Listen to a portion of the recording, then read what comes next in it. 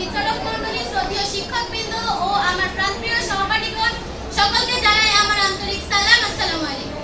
Mohakhali model high school কর্তৃক আয়োজিত আজকের এই অনুষ্ঠানে আমি আপনাদের সামনে ঈদে মিলাদুন্নবী সম্পর্কে বক্তব্য পরিবেশন করব। আমার বক্তব্যের বিষয়বস্তু হচ্ছে ঈদে মিলাদুন্নবী সাল্লাল্লাহু আলাইহি ওয়াসাল্লাম। পবিত্র ঈদে মিলাদুন্নবী সাল্লাল্লাহু আলাইহি ওয়াসাল্লাম ইসলামের সর্বশেষ নবী হযরত মুহাম্মদ সাল্লাল্লাহু আলাইহি ওয়াসাল্লামের জন্মবার্ষিকী উপলক্ষে পালিত একটি পবিত্র দিন। ইসলামিক পঞ্জিকা অনুসারে রবিউল আউয়াল মাসের 12 তারিখ এই দিনটি বিশ্বব্যাপী। মুসলিম সম্প্রদায় অত্যন্ত শ্রদ্ধা ও উৎসাহের সঙ্গে এই দিনটি পালন করে। এটি শুধু একটি জন্মদিনের স্মরণ নয়, বরং নবীজির জীবন